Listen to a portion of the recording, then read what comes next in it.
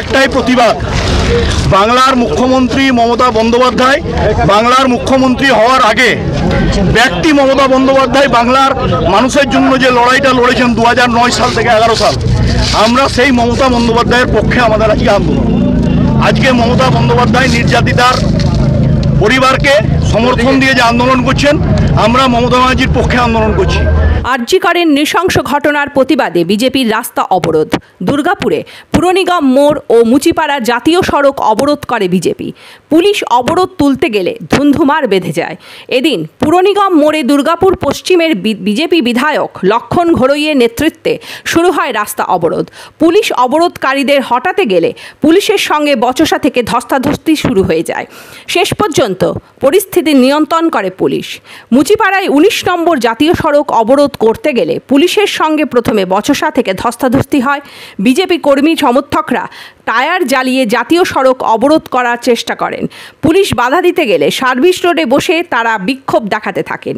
BJP নেতা চন্দ্রশেখর বন্দ্যোপাধ্যায় সহ কয়েকজনকে শেষ পর্যন্ত পুলিশ আটক করে থানায় নিয়ে যায়। এরপরেই পরিস্থিতি স্বাভাবিক হয়।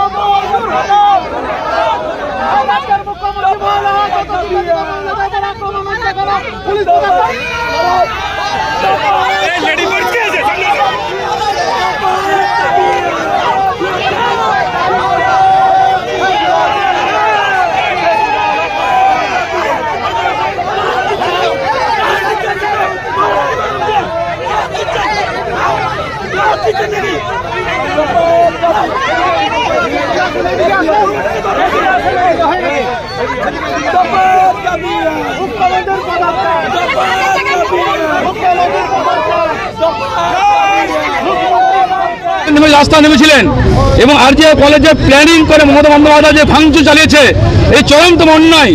যারা দোষী ব্যক্তিরা আড়াল করা হচ্ছে, খুনিরা গ্রেপ্তার হয়নি, কারণ নেতার ছেলে যুক্ত আছে বলে কিছু ভলেন্টিয়ার সিভিককে অ্যারেস্ট করা হয়েছে। যারা একই দোষী অ্যারেস্ট করা হচ্ছে না। তাই মুখ্যমন্ত্রীর নেতৃত্বে সারা পশ্চিমবঙ্গে আজকে 2 ঘন্টার পথ অবরোধ বিক্ষোভ হচ্ছে এবং অবস্থান বিক্ষোভ চলছে কলকাতায়। তাই দুর্গাপুর বিজেপির পক্ষ থেকে আমরা অবস্থান বিক্ষোভ করছি। উদ্দেশ্য একটাই, দোষীরা আড়াল করা চলবে না, গ্রেপ্তার করতে হবে, দোষীদের ফাঁসি দিতে হবে। মুখ্যমন্ত্রী পদত্যাগ চাই, মুখ্যমন্ত্রী পদত্যাগ চাই, স্বাস্থ্যমন্ত্রী পদত্যাগ চাই, পুলিশমন্ত্রী পদত্যাগ চাই। এই কারণে সারা দুর্গাপুর জুড়ে বিক্ষোভ চলছে, সারা বাংলাদেশে বিক্ষোভ চলছে। এই বিক্ষোভ প্রতীকী বিক্ষোভ, এই বিক্ষোভ লাগাতার চলবে যতক্ষণ না দোষীরা গ্রেপ্তার না হবে, শাস্তি না হবে।